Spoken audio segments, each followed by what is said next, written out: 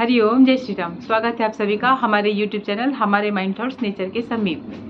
होनी बहुत बलवान, जो होना है वह होकर ही रहता है। तो क्या हमारे कर्म इसके लिए उत्तरदायी नहीं होते? क्षमा कीजिएगा, गाड़ी की आवाज आ रही है। क्या कर्म के द्वारा हम रोक सकते हैं? कभी कभी बहुत कुछ रोक सकते हैं। इष्ट की साधना, कर्म का भाव, क्योंकि एक एस्ट्रोलॉजर होने के नाते हम जानते हैं कि 12 भावों में एक भाव कर्म का है और इस कर्म के द्वारा हम बहुत कुछ परिवर्तित कर सकते हैं। सब कुछ परिवर्तन नहीं हो सकता। राजा अभिमन्यु के पुत्र परीक्षित के पुत्र जन्मेजय जब राजा बने तो एक बार वो वार्तालाप कर रहे थे श्री वेदव्यास जी से, और बातें करते हुए उन्होंने कुछ नाराजगी व्यक्त की कि क्यों आपने इस युद्ध को नहीं रोका, क्यों महाराज युधिष्ठिर ने, क्यों कुलगुरु कृपाचार्य जी ने, द्रोणाचार्य जी ने, भीष्म पितामह जो इतने महारथी थे, इतने बड़े मतलब वाइस पर्सन थे, क्यों नहीं उन्होंने इस सबको रोक लिया? आप सब चाहते तो मिलकर इस युद्ध को रोक सकते थे। कितने जनधन की हानि हुई, कितने दुख की बात है अवश्य, परंतु बेटा यह होनी थी। पुत्र, ऐसा होना विधि का विधान निश्चित था, इसलिए यह हुआ। तुम अपने पूर्वजों के बल में, उनकी सामर्थ्य में कभी शंका मत लाओ। ये होना था इसलिए हुआ। नहीं, मैं नहीं मानता। आप चाहते तो रोक सकते थे। यदि यह युद्ध रुकने वाला होता तो श्री कृष्ण जी अवश्य इसे रोक लेते, कि उस समय तो श्री कृष्ण जी थे और वो अवश्य रोक लेते इस युद्ध को। तो नहीं रोक पाए, अर्थात यह होनी थी। तो मैं नहीं मानता। कभी भी अहंकार भरी बातें बोलकर मैं अपने पुरुषार्थ से इस युद्ध को रोक देता, यदि मैं उस समय होता तो। कहा वेदव्यास जी ने, ऐसा नहीं है, विधि का विधान निश्चित है। ठीक है, आप भविष्य वक्ता है ना, आप बहुत अच्छा भविष्य जानते हैं। आप ऐसी कोई घटना बताइए, जिस घटना जो होनी है, जो निश्चित है, मैं अपने पुरुषार्थ से उस घटना को घटित होने से रोक दूंगा। आप मेरे जीवन की कोई घटना बताइए। वेदव्यास जी ने कहा, ठीक है, सुनो। कुछ वर्षों पश्चात आप शिकार खेलने के लिए एक काले घोड़े पर बैठकर दक्षिण दिशा में जाओगे। जब आप वहां पर जाओगे तो एक समुद्र के किनारे आपको एक रूपसी कन्या मिलेगी। उस स्त्री को देखकर मोहित हो जाओगे, उसे आप महल में लेकर आ जाओगे। मैं मना करूंगा, मेरे मना करने के पश्चात भी आप उस स्त्री के कहने पर उससे विवाह कर लोगे। मैं फिर मना करूंगा, आप उसके पश्चात भी उस स्त्री के कहने पर यज्ञ करवाओगे। मैं पुनः मना करूंगा, मेरे मना करते रहने के पश्चात भी आप वह यज्ञ युवा ब्राह्मणों से करवाओगे। और उसके पश्चात हंसने लगे। जब ये वेदव्यास जी बता रहे थे तो वो हंसने लगे। बोलते, इतना सब कुछ होगा यदि मैं काले घोड़े पर बैठूंगा तब ना। मैं यह घटना घटित होने ही नहीं दूंगा। फिर क्या, मैं आज से काले घोड़े पर ही नहीं बैठूंगा, आप देख लेना। मुस्कुराए, बोलते, बस इतना ही नहीं है, अभी आगे और सुनो, धैर्य रखो और सुनो।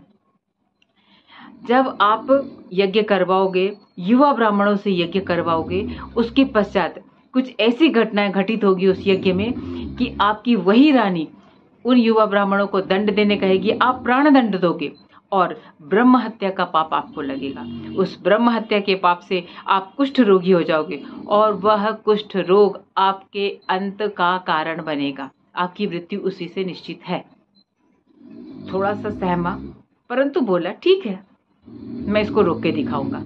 चल दिया। जैसे बोलते हैं ना, एहतियात बरतते हैं, बस एहतियात बरतने के उद्देश्य से, उस सावधानी करने के लिए जन्मेजय ने शिकार में जाना बंद कर दिया, शिकार में जाना ही छोड़ दिया। काले घोड़े में तो बैठता ही नहीं था। लेकिन जब होनी का समय आया तब उन्हें बलवती इच्छा हुई शिकार खेलने जाने की। अब वो शिकार खेलने के लिए पहले अपने आप को समझाते रहे, फिर मजबूर हो गए। इसलिए बोलते, किसी भावी वश आप हो जाते हैं, तो भावी के वश में होकर चल दिए और अस्तबल में जाकर देखा कोई घोड़ा नहीं। अब क्या, एक काला घोड़ा था। कोई बात नहीं, काला घोड़ा लेता हूँ, शिकार खेलने चलता हूँ, परंतु दक्षिण दिशा में नहीं जाऊंगा।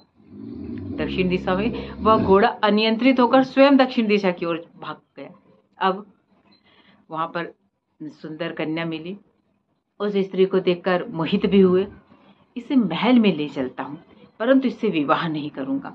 महल में ले गए, कुछ दिन तक रखा, उसके प्रेम के वशीभूत होकर विवाह करने के लिए जोर डाला उसने, और मतलब वेदव्यास जी के मना करने के पश्चात उन्होंने विवाह कर लिया। वही घटना चली, यज्ञ करने कहा गया, यज्ञ प्रारंभ करने की बात पर बोले कि आप युवा ब्राह्मणों से यज्ञ मत करवाएं। समझाने के पश्चात भी उन्होंने युवा ब्राह्मणों को ही चुना, वृद्ध ब्राह्मणों को नहीं बुलाया। युवा ब्राह्मण जब रानी की किसी बात पर हंसने लगे, रानी क्रोधित हो गई, उन्हें प्राण दंड दिया गया। प्राण दंड के पश्चात राजा को कुष्ठ रोग हो गया। अब राजा डर गया, जन्मेजय अब क्या होगा, मेरा अंत समय आ गया। आए, वेदव्यास जी के चरण पकड़ लिए, बहुत अन्य विनय की, आर्त स्वर सुनकर उन्होंने कहा ठीक है, एक अंतिम चांस तुम्हें देता हूँ, एक अंतिम जो आपका अवसर है, एक अंतिम अवसर आपको प्रदान करता हूँ। आप बस एक करिए, जब मैं आपको महाभारत की एक कथा, महाभारत का पूरा युद्ध वृत्तांत वर्णन करता हूँ, आप उसे श्रद्धा और विश्वास पूर्वक सुनिएगा। जहां पर भी आपने अविश्वास जताया, मैं वहीं पर उस कथा को रोक दूंगा।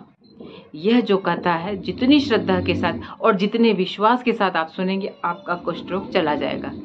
आपको एक अवसर मृत्यु से बचने का ये मिल रहा है और यह अंतिम अवसर है।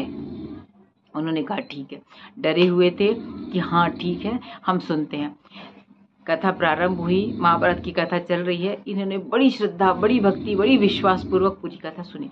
परंतु जब भीम के बल की कथा सुना रहे थे, तो भीम के बल की कथा सुनते हुए उन्होंने कहा, वेदव्यास जी ने कहा कि भीम ऐसे हाथियों के पूंछ को पकड़ के ऐसे घुमा के अंतरिक्ष में फेंक देते थे। अभी भी वो हाथी वहीं अंतरिक्ष में चक्कर लगा रहे हैं। ऐसा कैसे हो सकता है? नहीं हो सकता, असंभव है ये तो। मतलब यहाँ से फेंका पृथ्वी से और वो अंतरिक्ष में जाके वहां चक्कर लगा रहे, आज भी वहां पर घूम रहे हैं।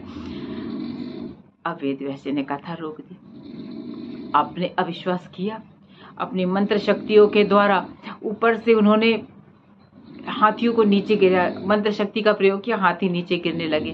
वो भी भावी था, उनका आने का समय निश्चित हो गया था। आ गए हाथी, ये मेरी बात का प्रमाण, ये देखिए हाथी वहां पर थे, परंतु अब मैं तुम्हें नहीं बचा पाऊंगा। कुष्ठ रोग, जैसे कथा सुनते सुनते पूरे उनके शरीर का कुष्ठ चला गया था। इतनी श्रद्धा और इतनी भक्ति, इतने विश्वास के साथ सुन रहे थे, परंतु ये अविश्वास कर लिया उन्होंने और एक बिंदु शेष रह गया था और वह एक बिंदु ही उनकी मृत्यु का कारण बना। भाभी बहुत बलवान है, हम उसे अपने इष्ट के नाम जप से या इष्ट के प्रति समर्पण से कुछ हद तक रोक सकते हैं या परिवर्तित कर सकते, पूर्णतः बिल्कुल नहीं। पूर्णतः कुछ भी परिवर्तित नहीं होता, थोड़ा, लेकिन हम उसके लिए नाम जप करें, सुमिरन करें, प्रभु स्मरण करें, अच्छे कार्य करें, अपनी नेकियों के द्वारा, अपनी सच्चाई, अपनी अच्छाई के द्वारा हम ये कुछ कर सकते हैं। गीता जी के 11वें अध्याय के 33वें श्लोक में श्री कृष्ण जी ने कहा है, हे अर्जुन उठ, तू युद्ध कर, तू अपने यश कीर्ति को बढ़ा, क्योंकि ये सारे लोग तो मेरे द्वारा पहले ही मारे जा चुके हैं, बस तू तो निमित्त मात्र बन रहा है। सब्यसाची उठ और युद्ध कर। सब्यसाची अर्जुन के लिए कहा गया है। तो ये ऐसा है कि हमें अपने कर्म करने हैं, फल की चिंता नहीं करनी। कर्म कौन से? जो हमें सच्चाई और अच्छाई के रास्ते पर ले जाते हैं। हमारे पिछले जन्मों के द्वारा क्या कर्म किए गए हैं और उससे हमको क्या परिणाम इस जन्म में मिल रहा है, जो हमारा भाग्य बन रहा है, जो हमारी होनी बन रही है, वह हमें सब भुगतना पड़ता है। हम इसके लिए एक नेक्स्ट वीडियो बना रहे हैं, क्योंकि हर व्यक्ति को यह लालसा होती है कि मैं पिछले जन्म में क्या था, मुझे यह दुख क्यों मिल रहा है।